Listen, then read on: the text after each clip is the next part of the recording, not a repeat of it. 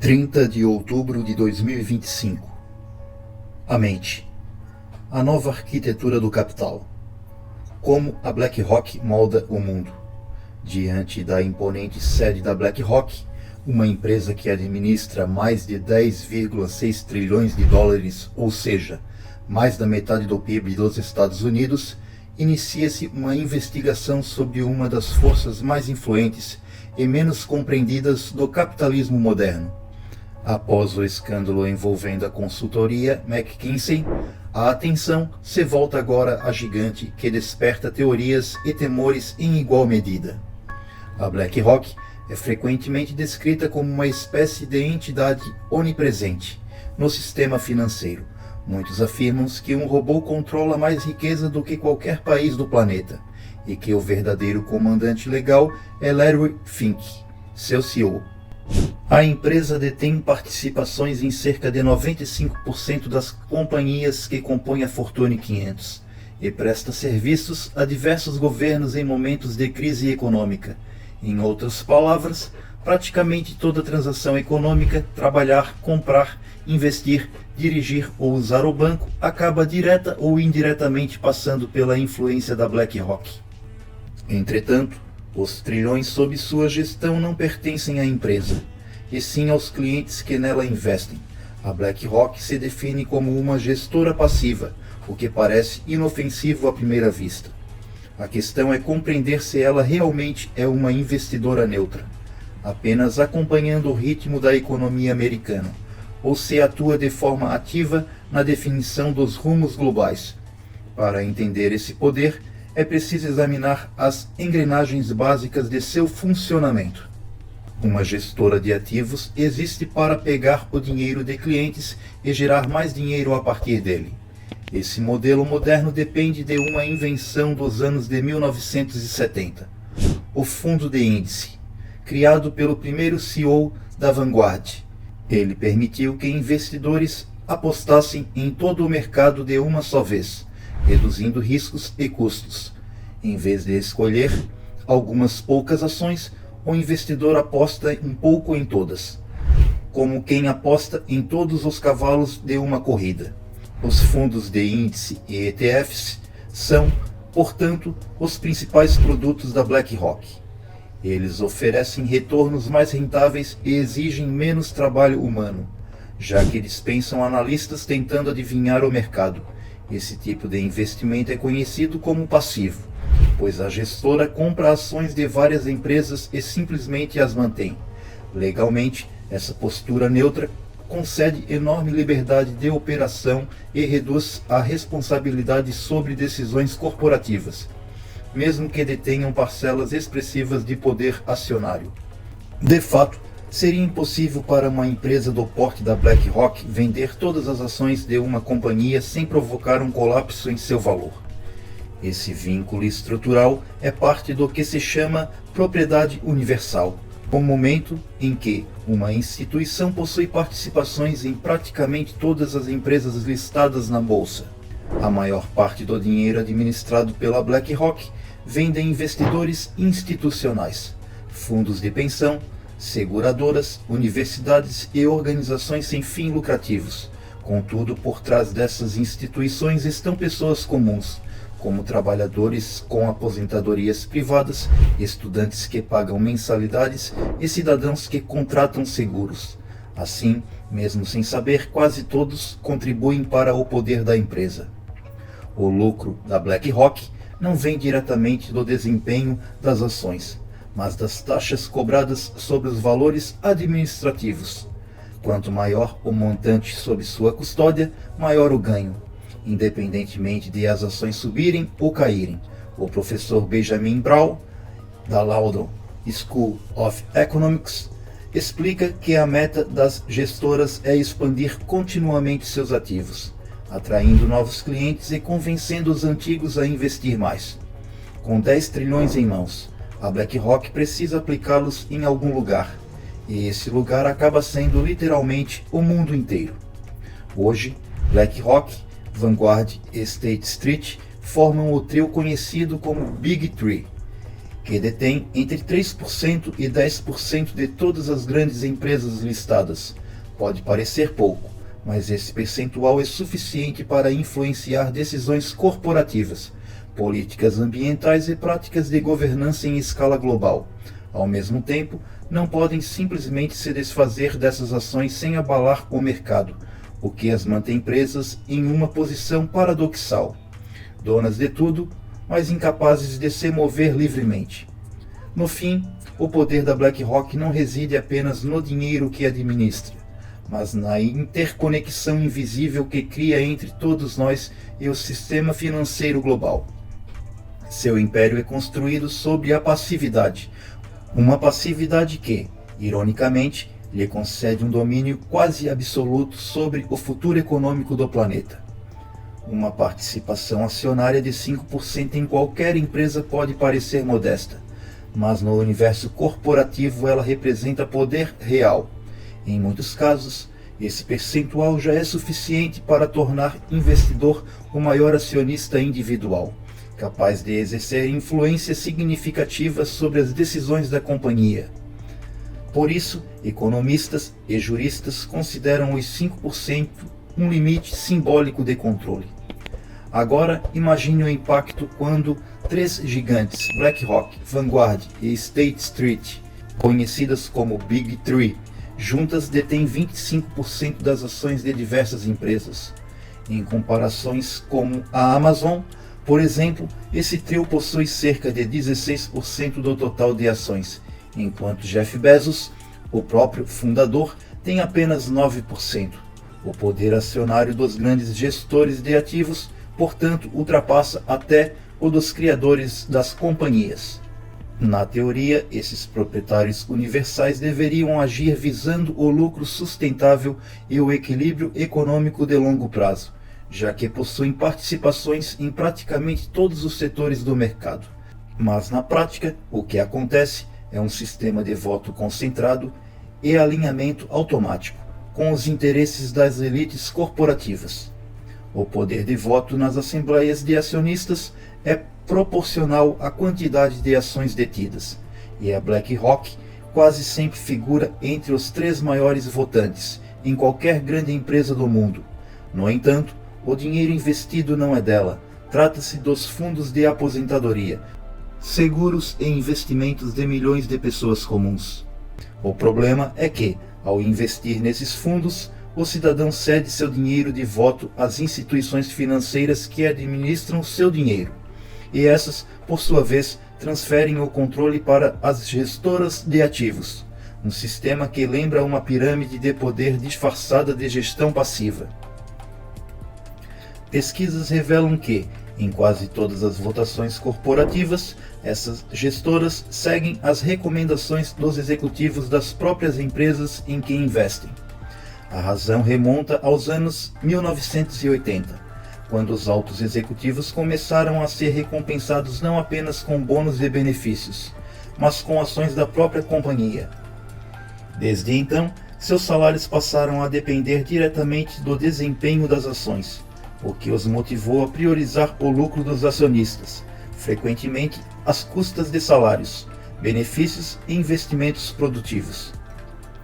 O resultado foi uma mudança profunda na estrutura de poder corporativo.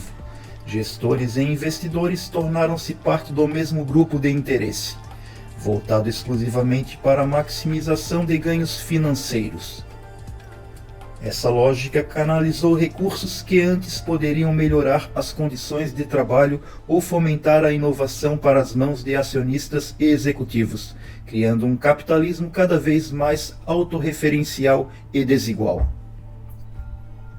No passado, especialmente nas décadas de 1940 e 1950, o mercado de ações era mais popularizado.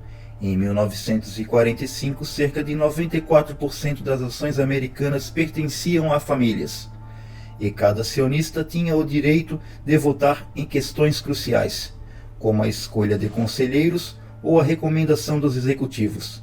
Era uma espécie de democracia corporativa, limitada aos que tinham capital para investir. Hoje, esse cenário mudou drasticamente. os lares americanos controlam apenas 40% do mercado de ações, e metade disso está nas mãos dos 10% mais ricos.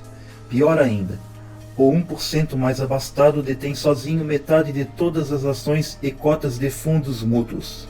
A metade mais pobre da população praticamente não possui participação alguma nas empresas que definem o rumo da economia, ainda que suas vidas sejam diretamente afetadas por elas. O argumento de que o que é bom para os acionistas é bom para todos não resiste aos números. Os lucros corporativos beneficiam apenas uma pequena elite, enquanto a maioria sofre os efeitos colaterais: salários estagnados, produtos mais caros e menor concorrência. De fato, grandes gestoras como a BlackRock contribuem para o congelamento dos salários e o aumento da concentração de mercado. Empresas buscam aumentar os retornos aos acionistas de forma rápida, e uma das maneiras mais diretas de fazê-lo é reduzindo custos trabalhistas. Assim, o lucro cresce para poucos, enquanto o poder de compra dos trabalhadores diminui. Essa lógica cria um fenômeno curioso, o chamado proprietário universal, que por possuir fatias em quase todas as grandes empresas de um setor, não tem interesse real na competição entre elas. Por exemplo, se a Nike supera a Adidas ou vice-versa, pouco importa a BlackRock. Ambas pertencem ao seu portfólio. A rivalidade, que deveria gerar preços mais baixos e inovação, tornaram-se contraproducente do ponto de vista desses mega investidores. Isso significa que a BlackRock e seus pares se beneficiam da estabilidade e da alta dos preços, não da guerra comercial entre concorrentes. Tal estrutura se reflete em vários setores, de companhias aéreas a bancos, onde as mesmas instituições aparecem como principais acionistas de todos os grandes players. O resultado é um tipo de neomonopólio invisível, no qual empresas formalmente independentes deixam de competir de fato, pois compartilham os mesmos donos. Não há necessidade de fusões ou aquisições. Os lucros fluem para as mesmas mãos, enquanto o consumidor paga a conta. Assim, por trás da aparente neutralidade da gestão passiva, esconde-se uma rede de controle silencioso que concentra poder, enfraquece a concorrência e perpetua a desigualdade. O paradoxo é evidente: quanto mais diversificado o investimento, mais uniforme e possível se torna o mercado, e mais distante da democracia econômica que um dia se prometeu. As participações da BlackRock em praticamente todas as grandes empresas do planeta lhe garantem não apenas influência econômica, mas também amizades estratégicas dos mais altos escalões do poder. Apenas entre 2014 e 2015, a gestora realizou mais de 1.500 reuniões privadas com companhias de seu portfólio. Encontros às portas fechadas que, segundo ela própria, seriam mais eficazes do que votar contra a diretoria nas assembleias. Na prática, a empresa costuma dar 1 ano de tolerância antes de se opor formalmente à gestão de qualquer corporação. Essa proximidade com o poder não se limita ao setor privado. Existe uma porta giratória constante entre a BlackRock, governos e instituições financeiras internacionais. Ex-funcionários da empresa ocupam cargos estratégicos em órgãos como o Tesouro dos Estados Unidos, o Federal Reserve, o Banco Central do Canadá, instituições europeias e até organismos globais como o Fundo Monetário Internacional e o Fórum Econômico Mundial. Desde 2004, a BlackRock contratou ao menos 84 ex-funcionários públicos, reguladores e banqueiros centrais, consolidando uma teia de influência sem precedentes. O próprio Larry Fink, CEO da companhia, integra o conselho do WEF e chegou a tentar tornar-se secretário do Tesouro do governo Hillary Clinton, caso ela tivesse sido eleita em 2016. A crise financeira de 2008 ampliou ainda mais o alcance da BlackRock. Naquele colapso histórico, descrito por operadores como o dia mais insano das bolsas, a empresa emergiu como uma peça-chave na reorganização do sistema financeiro. Logo depois, foi criado o Financial Stability Oversight Council, destinado a supervisionar instituições não bancárias de grande impacto sistêmico, como a própria BlackRock. O conselho alertou que o tamanho da gestora era tão descomunal que seu fracasso poderia provocar um novo colapso global. Entretanto, em vez de aceitar a regulação, a BlackRock dobrou seus gastos com lobby político, chegando a realizar campanhas publicitárias direcionadas no metrô de Washington, e conseguiu escapar da supervisão. A estratégia funcionou porque a empresa se ampara em um argumento conveniente, o da gestão passiva. Segundo essa lógica, como ela apenas acompanha o mercado e não interfere diretamente nas empresas, não deveria ser tratada como uma instituição financeira ativa, e portanto não necessitaria de fiscalização pesada. O problema é que quem decide se a BlackRock continua passiva o suficiente é a própria BlackRock. Todos os anos, a empresa envia cartas de autoavaliação ao governo, atestando por conta própria que segue as regras. É como declarar os próprios impostos e se auditar ao mesmo tempo, com a diferença de que, neste caso, trata-se de 10 trilhões de dólares em jogo. O enredo se complica ainda mais quando se observa quem são os acionistas da própria BlackRock. A Vanguard Group, o State Street, as outras duas gigantes do setor, são os maiores investidores na BlackRock. E em um ciclo de espelhos, a BlackRock é acionista das duas. Assim, as principais gestoras de ativos possuem participações cruzadas entre si, criando uma estrutura de autofinanciamento em que o dinheiro circula em um loop fechado, um sistema que suga recursos sem jamais devolvê-los à base. Esse mecanismo torna o setor financeiro uma espécie de organismo autossuficiente, no qual as empresas donas do mundo também se pertencem mutuamente. Nessa dinâmica, ninguém perde, porque o jogo é jogado contra si mesmo. Trata-se de um poder circular, invisível e praticamente incontestável. Dessa forma, a resposta para a pergunta "a BlackRock possui tudo?" é complexa. Ela não é dona de tudo, mas controla quase tudo. A empresa lucra com cada aspecto da vida cotidiana, desde aposentadorias e seguros até combustíveis, imóveis e alimentos, mantendo o nível mínimo de controle necessário para assegurar que seus ganhos continuem crescendo, e o faz administrando o dinheiro de fundos de professores, servidores e trabalhadores comuns, que financiam o próprio sistema que os domina. Essa influência gigantesca é sustentada por loopholes legais e poder político, e que permite a BlackRock operar sem restrições que se aplicariam a bancos ou seguradoras. Tecnicamente, ela não é dona das empresas, mas suas participações acionárias a colocam em posição de decidir o rumo de quase toda a economia global. O resultado é um oligopólio de acionistas, onde um punhado de cooperações define políticas empresariais e até macroeconômicas sem prestar contas ao público. Atualmente, órgãos como Consumer Financial Protection Board e o FDIC tentam mudar esse cenário, propondo que gestoras como a BlackRock sejam reguladas como bancos. No entanto, o setor financeiro reage com força, financiando campanhas e exercendo pressão política para impedir mudanças.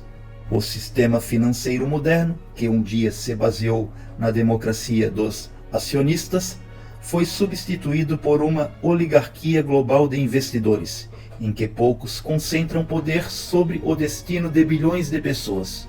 As regras não foram criadas pela BlackRock, mas ela aprendeu a usá-las com maestria. Seu domínio silencioso é o retrato de um capitalismo que se retroalimenta. Quanto mais o sistema se expande, mais ele pertence a si mesmo, e menos pertence a nós.